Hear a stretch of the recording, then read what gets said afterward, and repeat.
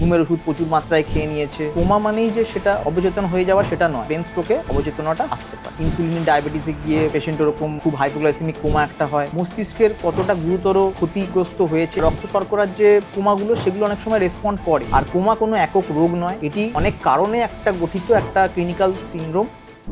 আজকের পর্বে আমরা একটু অন্য ধরনের বিষয় নিয়ে আলোচনা করব। বিষয়টা হচ্ছে কোমা। কোমা সম্পর্কে আপনাদের অনেক কৌতূহল থাকে, অনেক প্রশ্ন থাকে, সেই বিষয়গুলো আমরা আজ জেনে নেওয়ার চেষ্টা করব। নমস্কার, আমি মৌপ্রিয়া এবং আমাদের সঙ্গে এই মুহূর্তে রয়েছেন গৌরী দেবী হসপিটালসের critical care consultant doctor Amritaranjan Kundu. Sir, আপনাকে অনেক অনেক স্বাগত জানাই। নমস্কার, আমি doctor Amritaranjan Kundu, consultant critical care medicine, Gauri Devi hospital. Sir, শুরুতেই জানতে চাইবো, কোনো মানুষ যদি সাড়া দিচ্ছে না বা অবচেতন অবস্থায় আছে, তো সেক্ষেত্রে কি সেটা নর্মাল, নাকি আমরা সবসময় ধরে নেবো ওটা কোমাতে চলে গেছে? না, কোমা মানেই যে সেটা অবচেতন হয়ে যাওয়া সেটা নয়। অবচেতন অনেক কারণেই হতে পারে, তার মধ্যে কোমা একটা কারণ।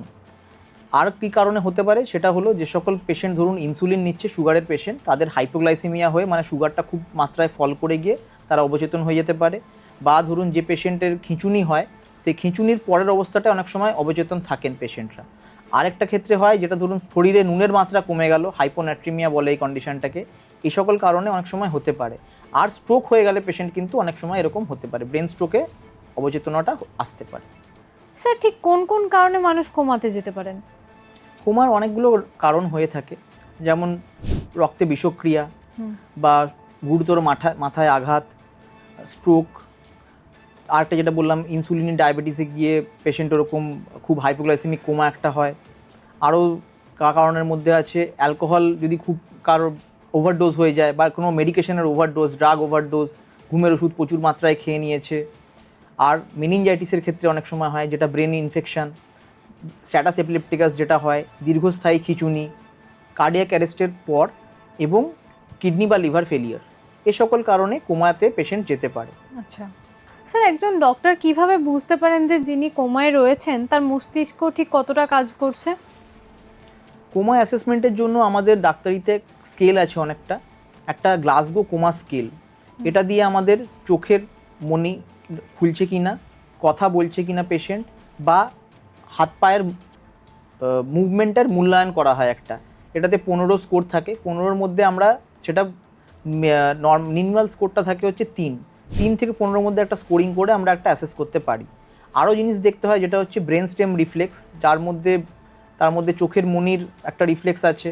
তার সাথে দেখতে হয় যে আমাদের চোখের মনিটা আলোকপাত ফেললে কতটা রেসপন্স করছে, এইটা একটা।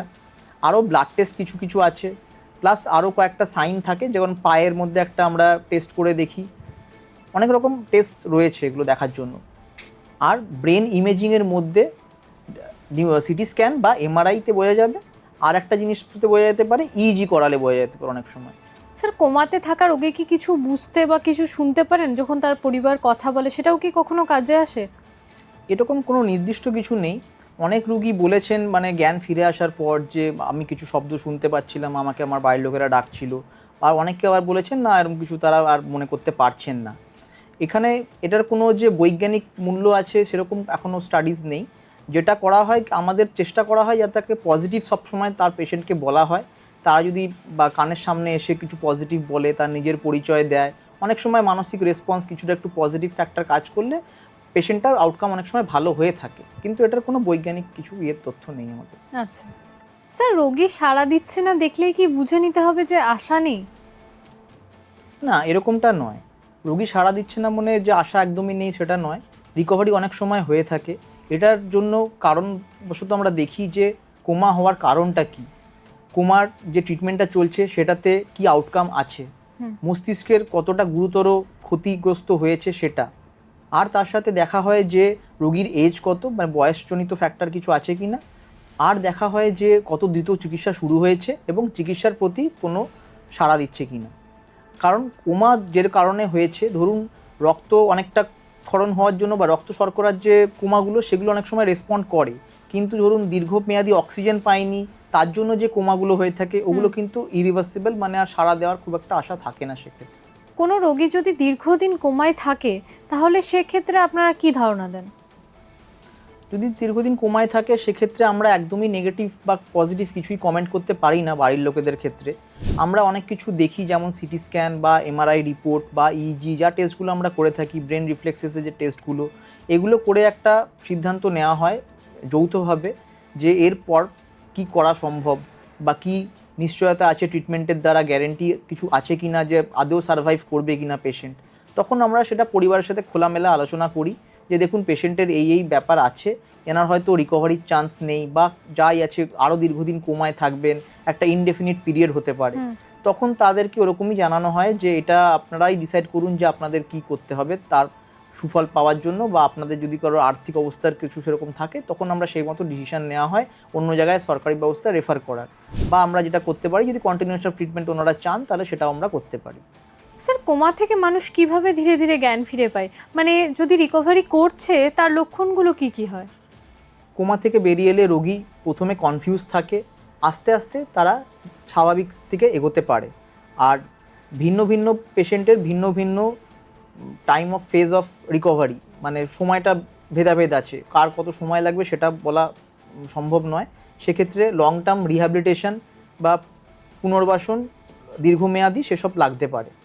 আর কোমা কোনো একক রোগ নয়, এটি অনেক কারণে একটা গঠিত একটা ক্লিনিক্যাল সিনড্রোম, যেটার কারণটা খতিয়ে দেখাটা দরকারি যে কেন কোমা হয়েছে, আর তার কারণ নির্দিষ্ট করেই তার চিকিৎসা দেওয়া প্রয়োজন। স্যার, আপনাকে অনেক অনেক ধন্যবাদ। আপনারা শুনলেন আমাদের বিশেষজ্ঞ ঠিক এই বিষয় নিয়ে কি কি জানালেন। এই বিষয়ে যদি আপনাদের আরও কিছু জানার থাকে তাহলে অবশ্যই আমাদের ইউটিউব চ্যানেল রয়েছে, সেখানে কমেন্ট করতে পারেন, অথবা আমাদের গৌরী দেবী হসপিটালসের হেল্পলাইন নাম্বার তো রয়েছেই, সেখানেও যোগাযোগ করতে পারেন। সুস্থ থাকুন, সতর্ক থাকুন। ধন্যবাদ।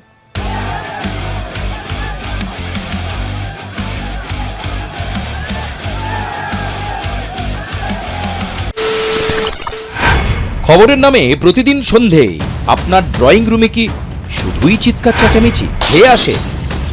বিতর্কের নামে চলে গালাগালি আর কাদা ছোড়াছুড়ি। এবার সময় পরিবর্তনের, কারণ আমরা কান ফাটানো চিৎকারে বিশ্বাস করি না। আমরা বিশ্বাস করি খবরের সত্যতায়। আমরা কোনো পক্ষের হয়ে গলা ফাটাই না, আমরা সাধারণ মানুষের হয়ে প্রশ্ন তুলি। চিৎকার নয়, শুধু খবর হবে যেখানে বিতর্ক আছে কিন্তু কুৎসিত ঝগড়া নেই। সঠিক তথ্য, বিশ্বস্ত খবর। নজর রাখুন আর প্লাস নিউজে।